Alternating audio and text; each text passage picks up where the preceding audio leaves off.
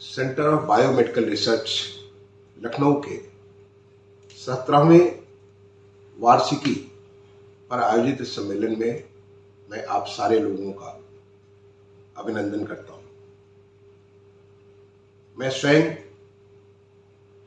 इस सम्मेलन में भाग लेना चाहता था। इस शोध संस्थान के अध्यक्ष के रूप में कार्य करके मुझे इस बात पर गर्व है कि इस सेंटर के द्वारा विगत कुछ वर्षों में काफी अच्छा कार्य किया गया। वार्षिक सम्मेलन जब फाउंडेशन डे पर किया जाता है तो ये मौका होता है हमें अपनी समीक्षा करने की कि हम क्या कर रहे हैं, कैसे हम अपने देश की प्रगति में अपने लोगों की भलाई के लिए कार्य कर रहे हैं।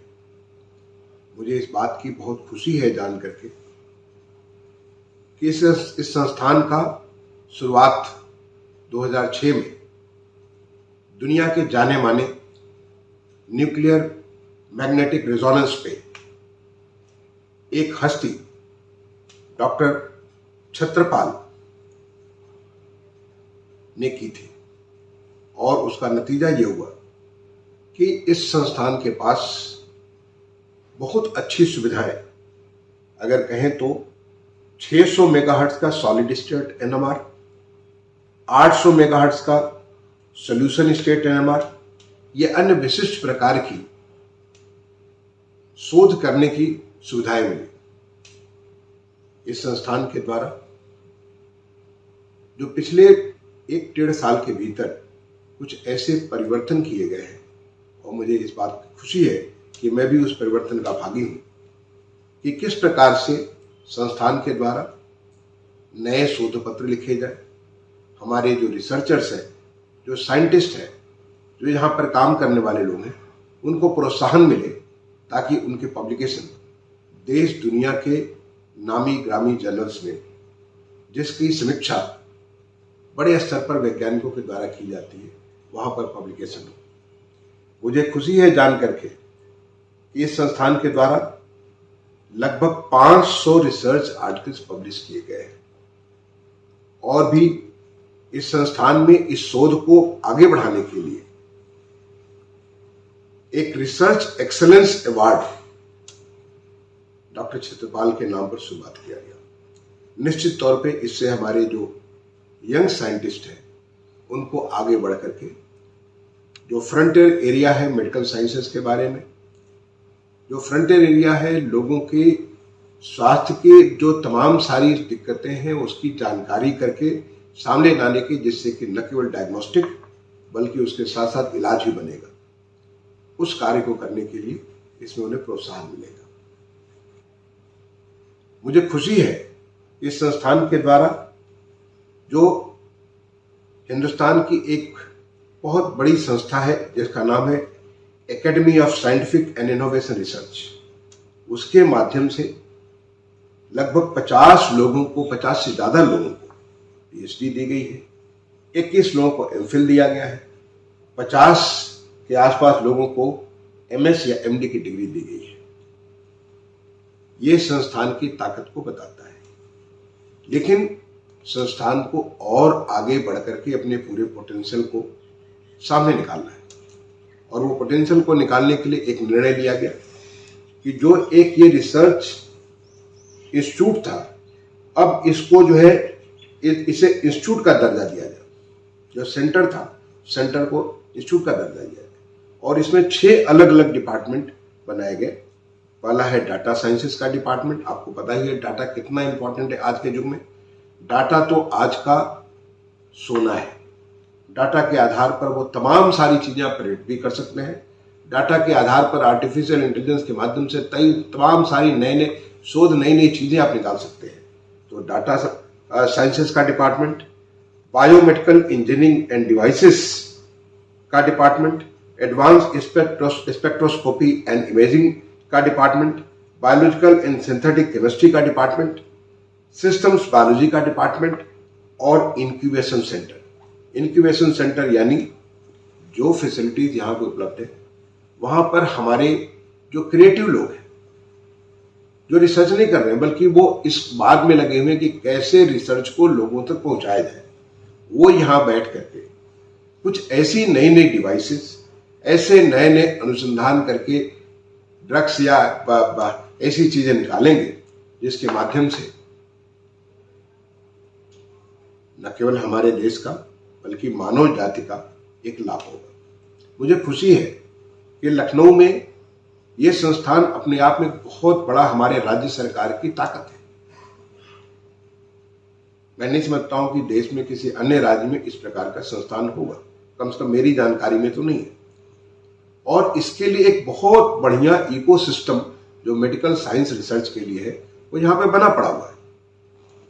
अभी फिलहाल ये संस्थान SGPGI जो हमारा एक देश का एम्स के बराबरी करता हुआ या उसके साथ टक्कर लेता हुआ एक बहुत बड़ा आयुर्विज्ञान संस्थान है, उसी संस्थान के कैंपस में तो सीधा सीधा लाभ उनके जो हमारे SGPGI के डॉक्टर्स हैं और यहाँ के जो रिसर्चर्स और साइंटिस्ट हैं उनके एक सिनर्जी का लाभ मिलता है। लखनऊ में ही किंग जॉर्ज मेडिकल यूनिवर्सिटी जो कि सबसे मैंने देश की एक बहुत प्रतिष्ठित और बहुत पुरानी एक मेडिकल इंस्टीट्यूट है, Ram Manohar Lohia institute of medical sciences, और भारत सरकार के तमाम सारे संस्थान जैसे कि central drug research institute, Indian institute of toxicology research, central institute of medical and aromatic plants, national botanical research institute, ऐसे तमाम सारे भारत सरकार के प्रतिष्ठित जो CSIR के संस्थान वो यहाँ पे स्थापित है। लखनऊ विश्वविद्यालय जिसका वो भी एक बहुत अच्छा, इधर हाल में उसका काफी नाम हुआ हाल के समय में, लखनऊ विश्वविद्यालय, साथ ही साथ जो यहाँ पे बाबा साहब भीमराव अम्बेडकर विश्वविद्यालय, ये सारे लखनऊ में ही इसके पास उपलब्ध है जिनके साथ कोलैबोरेशन करके अपने रिसर्च को आगे बढ़ा सकते हैं। मुझे इस बात की भी खुशी है कि हाल के समय में हमारे इस संस्थान के द्वारा IIT कानपुर और IIT बॉम्बे के साथ कोलैबोरेट करके मेडिकल डिवाइसेस के बारे में, मेडिकल रिसर्च के बारे में, जो अभी IIT कानपुर में एक नया इंस्टीट्यूट बन रहा है, मेडिकल इंजीनियरिंग का एक इंस्टीट्यूट बन रहा है। पहले बार देश में एक ऐसा पहल हो रहा कि IIT जो है मेडिकल साइंस के साथ वहां पे 500 बेड का हॉस्पिटल होगा और उसके साथ जो इंजीनियरिंग और मेडिकल दोनों एक साथ जो जुड़ जाती है वो गंगवाल इंस्टीट्यूट, उसका एक लाभ मिलेगा, तो उसको भी आज यहाँ पे जोड़ा गया है। मुझे तो इस बात की खुशी है कि उस गंगवाल इंस्टीट्यूट के जो प्रोफेसर है वो आज प्रोफेसर संदीप वर्मा जी, वो आज यहाँ पे एक आप सबको संभाषण करने वाले हैं, आपको जानकारी देने वाले हैं कि किस प्रकार से मेडिकल साइंसेस और इंजीनियरिंग का एक आपसी रिश्ता से मानव जाति का कल्याण हो सकता है। तो ये जो कार्य चल रहे हैं, इन कार्यों के लिए मैं समझता हूं कि आज जो हमारा एनुअल डे है, ये एनुअल डे हमारे लिए समीक्षा का समय होता है। मैं आह्वान करना चाहता हूं अपने वैज्ञानिकों से, अपने रिसर्चर से। मैं खुद आना चाह रहा था लेकिन कुछ ऐसी मेरी बाध्यता है जिसकी वजह से आज आप सबके बीच में मैं नहीं पहुंच सका हूं। लेकिन मैं आप सबसे एक अपील करना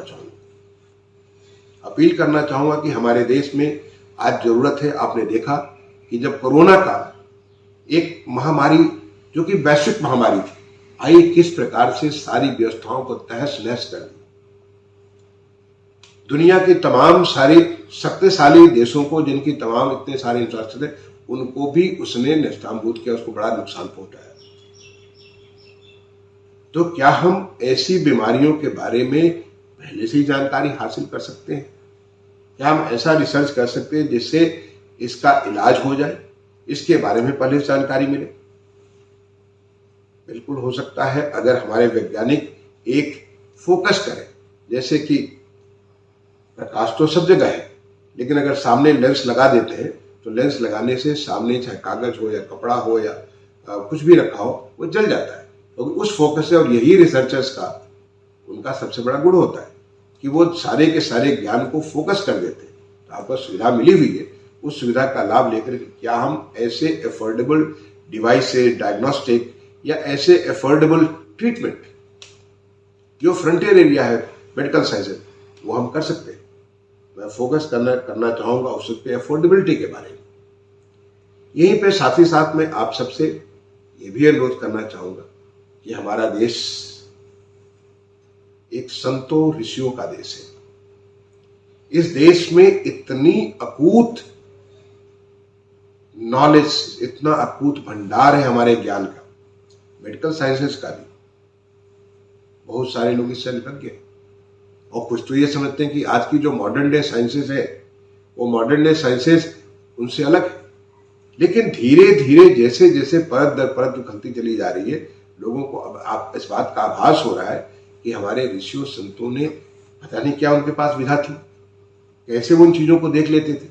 लेकिन जिन चीजों को उन्होंने देखा, जिन चीजों को उन्होंने डॉक्यूमेंट किया, वो चीजें सही साबित हो रही, चाहे वो मेडिकल साइंसेस के बारे में हो या एस्ट्रोनॉमी के बारे में हो या ह्यूमन साइंसेस के बारे में हो, किसी चीज के बारे में बहुत सारी चीजें वो धीरे धीरे जैसे जैसे परत खुल रही है, चीजें साफ हो रही है। तो मैं तो इन आप तमाम सारे वैज्ञानिकों से कहूंगा कि जो हमारा एक ज्ञान का भंडार भरा पड़ा हुआ मेडिकल साइंसेस के बारे में, आयुर्विज्ञान के बारे में, तमाम सारे, उसको भी आप नजदीक से देखने की कोशिश करिए।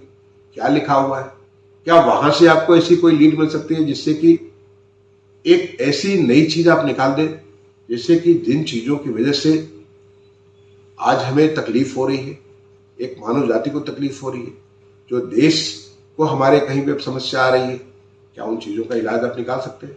बिल्कुल कर सकते हैं, अगर हम उन चीजों को एक बार पीछे मुड़ करके देखें। इसके लिए मैंने हमारे SDPGI है, वहाँ के भी डायरेक्टर साहब डॉक्टर धीवन साहब से मैंने रिक्वेस्ट किया था कि हमें इस बात का एक अलग से फिलहाल एक सेल बना दी, सेल बना करके इसको नजदीक से देखिए। मैंने KGMU में भी रिक्वेस्ट किया था, RML को भी मैंने कहा था, क्योंकि इन सब सारे संस्थानों का मुझे अध्यक्षकार के रूप में काम करने का मौका मिला और मैं बहुत सारी चीजें जानता हूँ, देखता हूँ, और मुझे ऐसा लगता है कि अगर हम पुराने और नए को एक साथ जोड़ेंगे, वो अगर हमारा अनुसंधान का मार्ग होगा, तो शायद हम कुछ ऐसी नई नई चीजें निकाल सकते हैं जिसको दुनिया देख नहीं रही।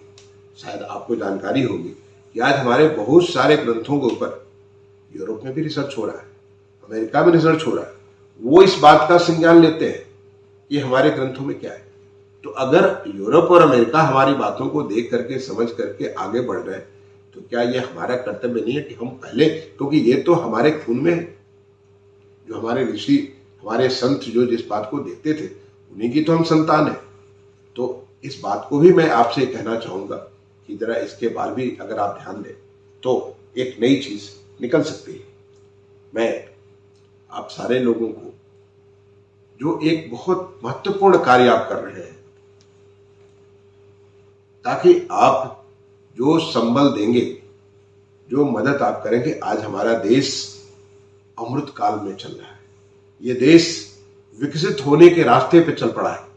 माननीय प्रधानमंत्री जी ने जो एक लक्ष्य रखा है कि जब हम 2047 की अपनी आजादी की 100वीं वर्षगांठ मनाए, तो हमारा देश विकसित देश होगा। विकसित वो हर क्षेत्र में होगा, विकसित वो हर ज्योग्राफिकल एरिया में होगा। तो मेडिकल साइंसेज रिसर्च के बारे में हम दुनिया को बहुत कुछ चीजें दे सकते हैं, जैसा कि हमने कोरोना वैश्विक महामारी के दौरान एक करके दिखाया। यहाँ पे हमारे वैज्ञानिकों ने जो वैक्सीन बनाया, तो हमने न केवल अपनी आवश्यकता की पूर्ति की, बल्कि उसे दूसरे दुनिया भर में तमाम सारे लोगों को दिया। जो हमारे इंडस्ट्री के, हमारे उद्यमी ने जो कार्य किया, उसका लाभ जो तमाम सारे प्रोडक्ट थे, उसको हमने दुनिया भर में दिया लोगों को। तो ये तो हमारे देश की ताकत है। और आप एक रिसर्च इंस्टीट्यूट है, एक अनुसंधान के केंद्र है, अनुसंधान के संस्थान है, तो आपको तो इसके बारे में बहुत गहरे से विचार करना चाहिए कि ताकि हम क्या कर सकते हैं।